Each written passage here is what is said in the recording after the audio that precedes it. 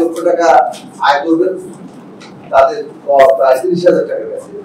সব মিলিয়ে কর্মসংস্থানের প্রশ্ন, তরুণদের সামনে নতুন ভবিষ্যৎ রচনা করা যে দৃষ্টিভঙ্গি, যে দিশা, যে একটা পরিকল্পনা বাজেটের মধ্যে দিয়ে প্রকাশ করতে পারে, সেটা আমরা অবশ্যই দেখছি।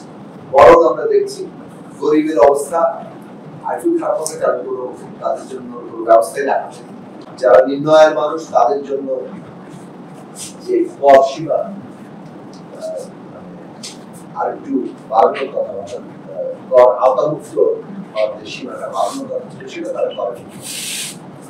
আর মধ্যবিত্তের ক্ষেত্রে এখন তাদের উপর নতুন করে করে দিতে চান।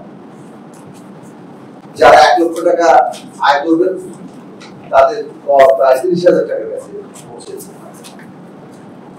অথচ আবার তুলনামূলকভাবে যদি আপনি আরো অধিকতর ধনীদের চিন্তা করেন, সেখানে কিন্তু ব্যয় তাদের কর মধ্যবিত্তের চাইতে কম। এই যে ভাষামূল্যটা, এইগুলোকে নতুন করে বিবেচনা আমরা ওটা আগে বলবো যে দেশে বাজেটের মধ্য দিয়ে যে মানুষের প্রত্যাশা জায়গাটা ছিল যে নতুন অন্তর্বর্তী সরকার একটা নতুন অর্থনৈতিক দিশা হাজির করবে, সেই জায়গাটা প্রতিফলন ঘটেনি, বরং আমলাতন্ত্র নির্ভর একই পুরনো গতানুগতিক কাঠামোর একটি বাজেট হাজির করেছে, যেটা সাধারণভাবে